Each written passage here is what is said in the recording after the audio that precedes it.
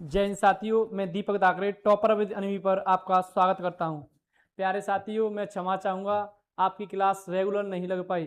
प्यारे साथियों, एक बार बताएंगे आप कैसे हैं, कमेंट सेक्शन में लिख करके बताएंगे। प्यारे साथियों, जैसे कि मैंने 2 प्रैक्टिस सेट करा चुका हूं, तीसरा प्रैक्टिस सेट आपके लिए लेके आया हूं। तीसरा मेरा प्रैक्टिस सेट है कारक। कौन सा प्यारे साथियों? कारक। आइए तो प्यारे साथियों, बिना देरी करे हम अपने क्वेश्चन की ओर जाते हैं। मैं इस प्रैक्टिस सेट में आपके लिए 20 क्वेश्चन लेके आया हूँ, जो 20 क्वेश्चनों को मैं विद पोस्टमार्टम के साथ आपके लिए कराऊंगा। आइए प्यारे साथियों, मैं पहला क्वेश्चन में कराता हूँ आपके लिए, देखता हूँ कौन सा है। प्यारे साथियों, मैं पहले क्वेश्चन की बात करूं तो पहला क्वेश्चन है मेरा, संज्ञा या सर्वनाम का वह रूप जिसके द्वारा उस वाक्य का अन्य शब्दों के साथ उसके संबंध का बोध हो, उसे क्या कहते हैं? प्यारे साथियों, में इसकी बात करूं तो हम इसको कारक कहते हैं। क्या कहते हैं? कारक।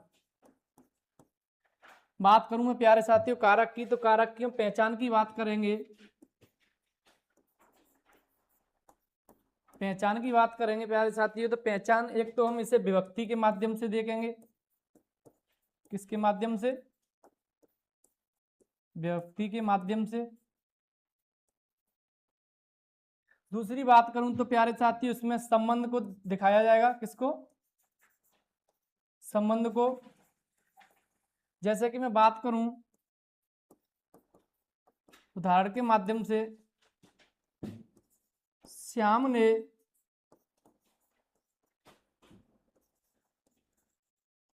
चाकू से फल काटे। प्यारे साथियों, इसमें आप देख रहे होंगे श्याम ने, या श्याम को चाकू के साथ और चाकू को फल के साथ दर्शाया जा रहा है। प्यारे साथियों, तो आप इसी प्रकार से एक दूसरे में जो इसमें दिया है कि संज्ञा या सर्वनाम का वह रूप जिसके द्वारा वाक्य के अन्य शब्दों के साथ संबंध को दर्शाया जाए। किसके साथ? अन्य शब्दों के साथ।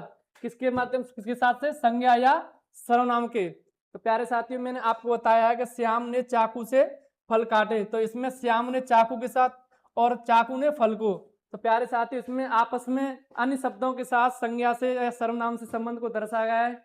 अब मैं बात करता हूं प्यारे साथियों कारक के अन्य नाम की बात करूं। अन्य नाम है मेरा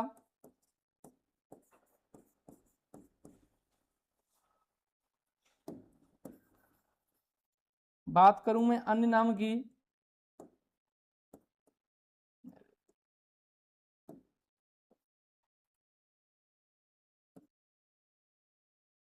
अन्य नाम की बात करूं मैं,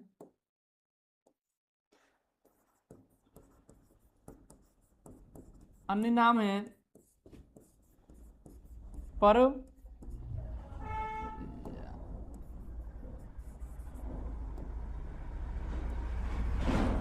अन्य नाम है मेरा परसर्ग, या फिर हम विभक्ति भी कह सकते हैं।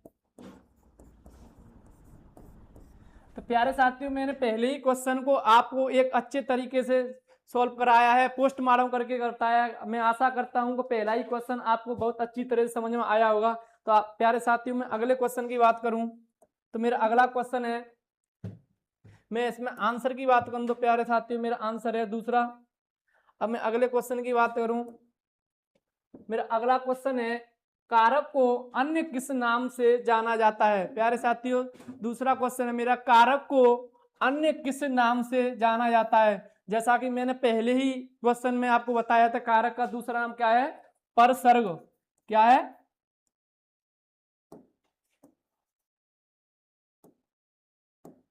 क्या है? परसर्ग। तो प्यारे साथियों, मेरा इसमें ऑप्शन है फोर्थ। आइए प्यारे साथियों, मैं अगले क्वेश्चन की बात करूं। मेरा अगला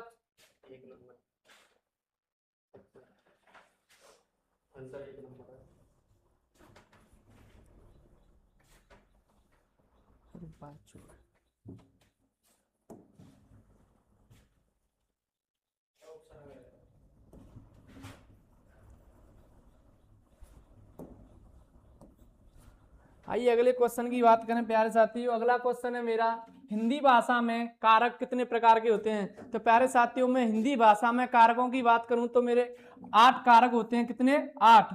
आइए 8 कारक कौन कौन से होते हैं प्यारे साथियों? तो पहला है मेरा कर्ता, दूसरा है मेरा कर्म, तीसरा है करण, और चौथा है मेरा क्वेश्चन नंबर 4 है मेरा शब्द के जिस रूप क्रिया कार्य करने वाले का बोध हो उसे कौन सा कारक कहते हैं। तो बात करता हूँ कार्य करने का बोध होते उसे हम कर्ता कारक कहते हैं। प्यारे साथियों कौन सा कारक, कर्ता कारक, कर्ता कारक। तो आपको मैं ऐसे उदाहरण के माध्यम से बताऊं प्यारे साथियों, मैं बात करूं उदाहरण की, इसमें व्यक्ति, व्यक्ति कौन सी होती है, मैंने अभी पहले क्वेश्चन में आपको बताई थी, व्यक्ति इसकी ने होती है, कौन सी ने होती है। जैसे कि मैं बात करूं आपके लिए, शिक्षक ने,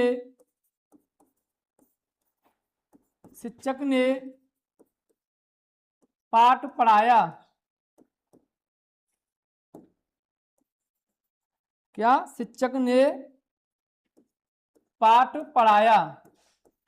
प्यारे साथियों मैं बात करूं इसमें, जिसमें शिक्षक ने अपना कार्य किया, यहाँ कार्य किसका किया है, पढ़ाने का। तो प्यारे साथियों इसमें व्यक्ति की बात करूं तो इसमें व्यक्ति का भी प्रयोग हुआ है, ने व्यक्ति का। तो मैं बात करूं प्यारे साथियों, कुछ उदाहरण आपको ऐसे भी मिलेंगे कर्ता कारक में कि व्यक्तियों का प्रयोग नहीं होगा। तो जैसे कि मैं बात करूं व्यक्तियों का प्रयोग कहाँ होता है, किस वाक्यों में होता है, मैं उनको बताता हूं। अगर मैं बात करूं व्यक्तियों की, तो भूतकाल की, भूतकाल की सकर्मक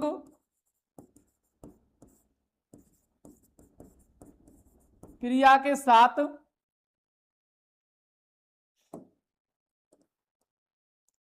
सकर्मक क्रिया के साथ प्रयोग होता है। जैसा कि मैं बात करूंगा, जो मैंने आपको यही उदाहरण दिया था कि शिक्षक ने पाठ पढ़ाया, जब भूतकाल की जो क्रिया होगी सकर्मक क्रिया, उसी के साथ हम व्यक्तियों का प्रयोग करेंगे। अगर मैं बात करूं वर्तमान और भविष्य की, तो इनमें हम व्यक्ति का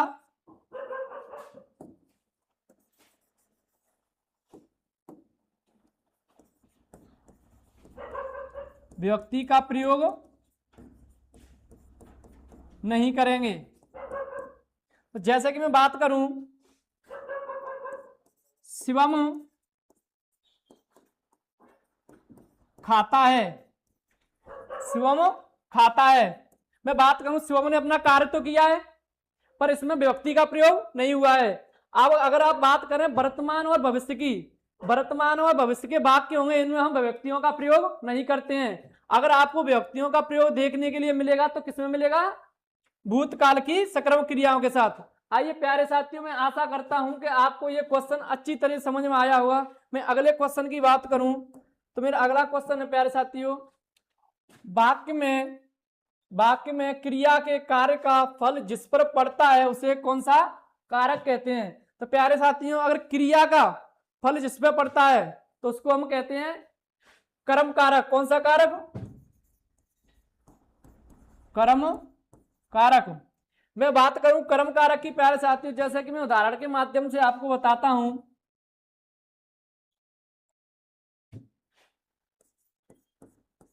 लोगों ने शेर को भगाया, तो आपको देख रहा है क्रिया है, क्रिया कौन सी है यहाँ, भगाया। तो मैं बात करूं क्रिया की, तो क्रिया का प्रभाव किस पर रहा है, शेर पे, और शेर हमारा यहाँ क्या है, कर्म, क्या है, कर्म। तो प्यारे साथियों अगर क्रिया का जिस पर प्रभाव पड़ेगा या फल पड़ेगा उसे हम कौन सा कारक कहते हैं, कर्म कारक। कौन सा कारक, कर्म कारक। अब मैं कर्म कारक की एक और बात बताता हूं, कर्म कारक में एक और आपको देखने के लिए मिलेगा। अगर आप किसी को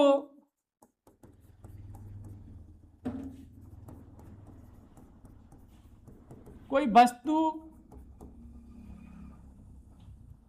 वस्तु हमेशा के लिए ना दें, कोई वस्तु हमेशा के लिए ना दें। जैसा कि मैं बात करूं, मैं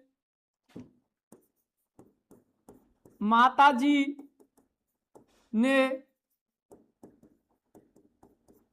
धोबी को कपड़े दिए। तो यहाँ पर जो माता जी ने धोबी को कपड़े दिए, तो वो कपड़ों की बात की, धोबी को धोने के लिए दिए होंगे, वो कपड़े हम वापस भी आ सकते हैं हमारे पास। तो यही मैं बात करूं, जो चीज हमेशा के लिए दान में ना दी जाए या हमेशा के लिए कोई वस्तु ना दे, उसमें कौन सा कारक होता है? हमेशा कर्म कारक होता है। तो प्यारे साथियों, मैं अगले क्वेश्चन की बात करूं आपसे, तो मेरा अगला क्वेश्चन है, अगले क्वेश्चन की बात करूं मैं, वाक्य में शब्द के जिस रूप से क्रिया के करने के साधन का बोध हो, अर्थात जिसकी सहायता से कार्य संपन्न हो, उसे कौन सा कारक कहते हैं? तो प्यारे साथियों, मैं आपको बताऊंगा, जहां साधन का प्रयोग हो या किसी की सहायता ली जाए या किसी की सहायता के द्वारा कोई कार्य किया जाए, तो उसमें हमेशा हमारा कौन सा कारण होता है? कारक होता है, करण कारक होता है। कौन सा? करण कारक होता है। कौन सा कारक होता है? करण कारक होता है। मैं बात करूं करण कारक की, आप पहचान करेंगे, जैसे क्वेश्चन में भी लिखा है, पहचान की बात करूं तो यहां एक तो आपको साधन दिखेगा या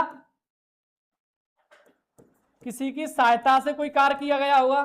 जैसे कि मैं बात करूं, श्याम बस के द्वारा आगरा गया।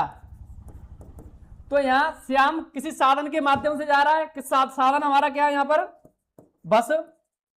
तो मैंने आपको बताया है कि इसमें जिस वाक्य में किसी साधन का प्रयोग हुआ हो या किसी की सहायता ली गई, तो उसमें कौन सा कारण होता है? कौन सा कारक होता है? करण कारक। कौन सा होता है प्यारे साथियों? करण कारक। और इसमें व्यक्ति की बात करूं तो मैंने आपको पहले बताया था, व्यक्ति होती है हमारी से या के द्वारा, से या के द्वारा। तो इसमें व्यक्ति का प्रयोग हुआ है के द्वारा। कौन सी व्यक्ति प्यारे साथियों? के द्वारा। तो प्यारे साथियों, मैं आशा करता हूं कि आपके ये क्वेश्चन मैंने आपको समझाया है, इसका मैंने पोस्टमार्टम किया है, जो आपकी समझ में भली बात आया होगा। तो मैं अगले क्वेश्चन की बात करूं प्यारे साथियों, मेरा अगला क्वेश्चन है, मैं बात अगले क्वेश्चन की करूं तो कर्ता जिसके लिए कुछ कार्य करता है या जिसे कुछ देता है, उसे कौन सा कारक कहते हैं? तो प्यारे साथियों, आइए हम इस क्वेश्चन का भी भली बात पोस्टमार्टम करते हैं और मैं आपको पोस्टमार्टम करके बताता हूं। आइए देखते हैं। कर्ता जिसके लिए कुछ कार्य करे, मैं आपसे कहूं कि मैंने आपके लिए बस लेके आया या मैं आपके लिए पेन लेके आया, जैसे कि मैं आपके लिए कुछ करूं, तो उसमें कौन सा कारक होगा हमारा? उसमें कारक होगा हमारा संप्रदान कारक। अब मैं आपको बात करूं, जैसे माताजी बच्चे के लिए खाना लाई, तो यहां पर जो माता जी ने जो कार्य किया है वो अपने लिए तो किया नहीं है, किसके लिए किया है? बच्चे के लिए। किसके लिए किया है? बच्चे के लिए। तो मैंने आपको क्या बताया कि अगर जिस वाक्य में किसी के लिए कार्य किया गया हो, तो उसमें कौन सा कारक होगा अपना? संप्रदान कारक। कौन सा? संप्रदान कारक। तो प्यारे साथियों, मैं आपसे बात करूं अगले क्वेश्चन की, अगले उदाहरण की बात करूं मैं इसमें, या मैं आपसे बात करूं कि इसमें जो भी इसकी और मैं पहचान बताऊं संप्रदान कारक की, तो प्यारे साथियों, इसमें जो पहचान होगी हमारी, इसमें एक तो आपको देखने को मिलेगा कि इसमें जो दान दिया जाएगा वो हमेशा के लिए दिया जाएगा, या कोई वस्तु दी जाएगी हमेशा के लिए दी जाएगी। मैं बात करूं इसमें कोई वस्तु या दान हमेशा के लिए दिया जाएगा, तो मैं या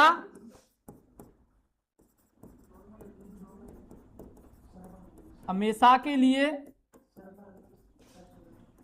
सहायता की जाएगी। क्या की जाएगी? हमेशा के लिए सहायता। जैसे कि मैं बात करूं उदाहरण की, भारत ने नेपाल की मदद की। तो प्यारे साथियों, मैं बात करूं जो भारत ने नेपाल की यहाँ क्या की? मदद की। तो जो मदद की होगी वो हमेशा के लिए की, ऐसा तो नहीं होगा कि जो मदद की उसे वापस ले ले, ऐसा तो कहीं होगा नहीं। अगर मैं अगले उदाहरण की बात करूं, जैसे कि राजा ने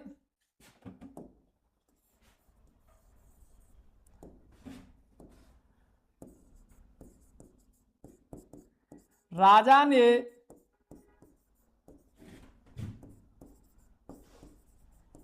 भिखारी को दान दिया। तो मैं बात करूं यहां पर राजा ने जो भिखारी को दान दिया है वो हमेशा के लिए दिया होगा या फिर वापस ले लेगा, ऐसा तो कहीं देखा नहीं होगा आपने। अगर राजा ने भिखारी को दान दिया है तो हमेशा के लिए दिया होगा वो, ना कि उसे वापस ले ले। तो प्यारे साथियों मैं आपको समझाना चाहता हूं कि जो मैंने आपको इसमें बताया है कि संप्रदान कारक के लिए जो चीज हमेशा के लिए दी जाए या कोई दान दिया जाए तो उसमें कौन सा कारक होता है प्यारे साथियों, संप्रदान कारक। करूं मैं इसमें विभक्ति की बात करूं आपसे तो इसमें विभक्ति होगी के लिए, क्या के लिए। तो प्यारे साथियों मैं आशा करता हूं कि आपके ये क्वेश्चन भली भांति समझ में आया होगा। अब मैं अगले क्वेश्चन की बात करूं प्यारे साथियों, मेरा अगला क्वेश्चन है, मैं अगले क्वेश्चन की बात करूं, संज्ञा के जिस रूप से एक वस्तु का दूसरी वस्तु से तुलना, समानता या अलगाव एवं डर का भाव प्रकट हो तो उसे कौन सा कारक कहते हैं। तो प्यारे साथियों मैं आपको बताता हूं कि जिसमें आपको अलगाव दिखे या किसी में कोई भय दिखे या किसी का डर लगे या फिर इसमें किसी से किसी की तुलना की जाए तो उसमें हमेशा हमारा कौन सा कारक होता है। तो प्यारे साथियों उसमें हमारा अपादान कारक होता है। कौन सा अपादान कारक कौन सा होता है। मैं इसकी विभक्ति की बात करूं आपसे तो विभक्ति होती है हमारी से या अलगाव। अगर मैं बात करूं इसमें क्वेश्चन में दिया है कि तुलना, समानता या अलगाव, मैं आपको इन तीनों के उदाहरण देके समझाता हूं। जैसे कि मैं बताता हूं, पहला आपको देता हूं मैं तुलना का, राम सीता से सुंदर है। तो प्यारे साथियों आपको इसमें स्पष्ट रूप से दिख रहा होगा कि यहाँ पर तुलना की जा रही राम और सीता के बीच में। यहाँ पर बताया गया है कि राम सीता से सुंदर है, तो राम सीता से सुंदर है तो स्पष्ट दिख रहा है कि इसमें तुलना हो रही है। अगर मैं बात करूं इसमें जैसे कि एक और उदाहरण की बात करूं मैं, अब मैं आपसे बात करूंगा इसमें अलगाव वाली, वृक्ष से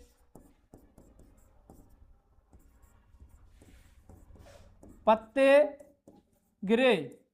तो मैं बात करूं प्यारे साथियों यहाँ पर अलगाव, जो वृक्ष से पत्ते गिरे हैं तो वृक्ष से जब पत्ते गिरेंगे तो धरती पे आएंगे, तो वहां से वृक्ष पे जो पत्ते गिरे हैं वो अलग हुए हैं, दोनों में स्पष्ट दिख रहा है। इसमें जो वृक्ष से पत्ते गिरे हैं तो हमेशा अलग होंगे वो, ऐसा तो नहीं है कि जो पत्ते गिरे हैं ऊपर जाके फिर जुड़ जाए।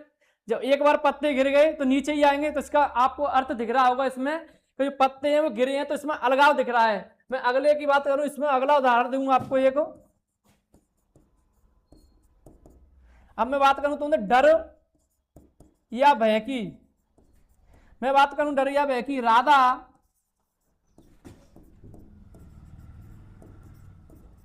कुत्ते से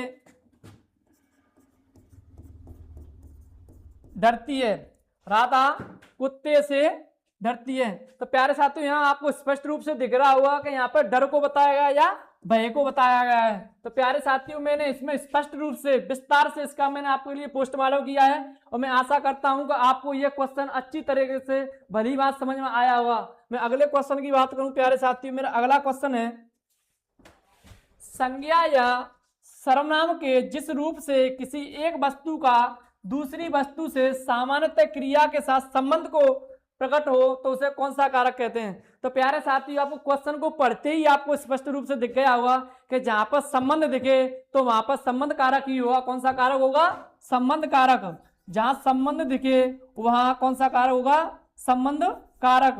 मैं विभक्ति की बात करूं तो इसकी विभक्ति होगी का, की या के। तो प्यारे साथियों हमारा आंसर कौन सा हो जाएगा इसमें, संबंध कारक। मैं इसके उदाहरण की बात करूं प्यारे साथियों, उसमें उदाहरण होगा मेरा जैसे कि यह मोहन की कार है। तो प्यारे साथियों यहां स्पष्ट रूप से कहा गया है कि ये कार है, कार को किसकी बताया गया है, मोहन की। तो मुवन की कार है, तो इसमें स्पष्ट दिख रहा है कि इसमें मुवन का कार के साथ संबंध बताया गया है, इसीलिए तो कहा गया है कि यह मुवन की कार है। तो प्यारे साथियों, मैं अगले उदाहरण की बात करूं आपसे। यह राम की गाय है, यह राम की गाय है। तो यहां पर जो गाय का संबंध किससे बताया गया है? राम से। तो प्यारे साथियों, मैं आशा करता हूं कि मैंने आपको इस क्वेश्चन को बताया है, आपको समझ में आया होगा अच्छी तरीका से। तो मैं अगले क्वेश्चन की बात करूं प्यारे साथी, मेरा अगला क्वेश्चन है कि संज्ञा के जिस रूप से क्रिया के आधार का बोध हो तो उसे कौन सा कारक कहते हैं? तो प्यारे साथियों, जहां पर किसी को आधार बनाया गया हो, तो वहां पर हमेशा अधिकरण कारक होता है। कौन सा कारक होता है? अधिकरण कारक हो। क्या दिखाया गया हो? आधार। जहां आपको आधार दिखाया गया हो या आधार किसी को बनाया गया हो तो वहां पर हमेशा अधिकरण कारक होता है। कौन सा कारक? अधिकरण कारक होता है। मैं बात विभक्ति की करूं अधिकरण की, तो विभक्ति होती है मेरी में या पर। मैं बात करूं यहां पर उदाहरण की, तो प्यारे साथियों मेरा उदाहरण होगा जैसे कि टीवी मेज पर रखी है, टीवी मेज पर रखी है। तो प्यारे साथियों, यहां पर जब मैं आधार की बात करूं, यहां पर आधार क्या है? यहां पर मेज आधार बनाया गया है, मेज को क्या बनाया गया है? आधार बनाया गया है। और जो मेज के ऊपर क्या रखी है? टीवी। तो यहाँ टीवी के लिए किसको आधार बनाया गया है? मेज को। तो प्यारे साथियों, आपको ये उदाहरण समझ में आया होगा अच्छी तरीका से। मैं अब अगले क्वेश्चन की बात करूं प्यारे साथियों, मेरा अगला क्वेश्चन है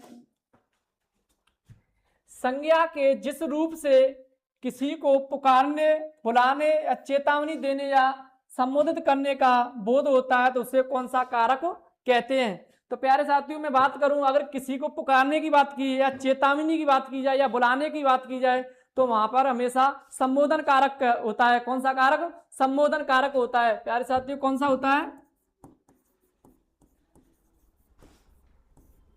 संबोधन कारक होता है।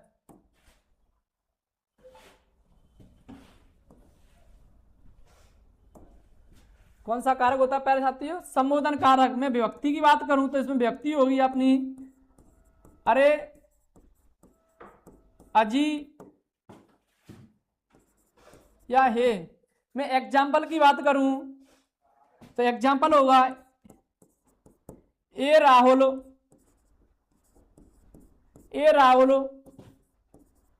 यहां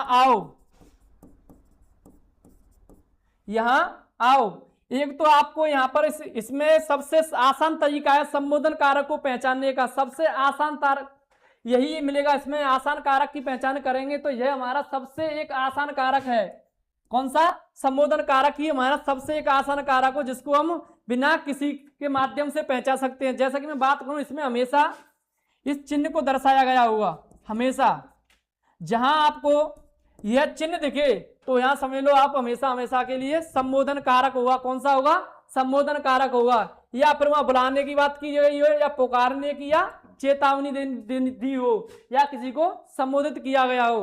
तो प्यारे साथियों, यहाँ पर मैंने कहा ये राहुल यहाँ आओ, तो यहाँ पर राहुल को बुलाया गया है। तो क्वेश्चन में भी लिखाया गया है कि बुलाने की बात करें तो वहां पर कौन सा होगा? संबोधन कारक। कौन सा कारक होगा? संबोधन कारक। तो प्यारे साथी, आइए हम अगले क्वेश्चन की बात करते हैं।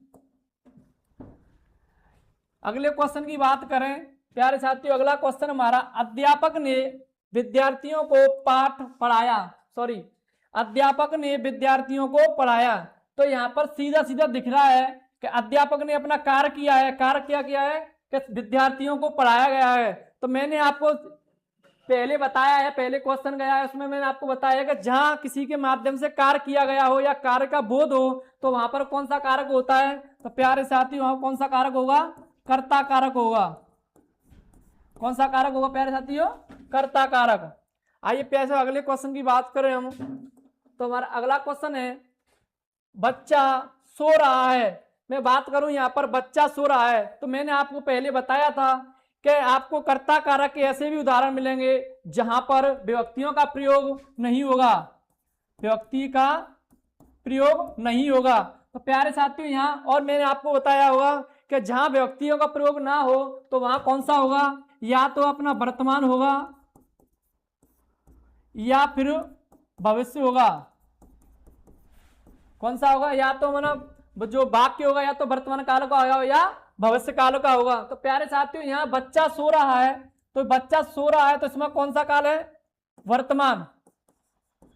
तो जहां व्यक्तियों का प्रयोग ना हो और उसमें वर्तमान काल की बात की जा रही हो और कार्य हो रहा हो या कार्य कर रहा हो रहा हो तो वहां पर कौन सा होता है, हमेशा कर्ता कारक। कौन सा होता है, कर्ता कारक। तो यह बात करूंगा, मेरा आंसर कौन सा, सेकंड, कर्ता कारक। आइए प्यारे साथियों मैं अगले क्वेश्चन की बात करूं।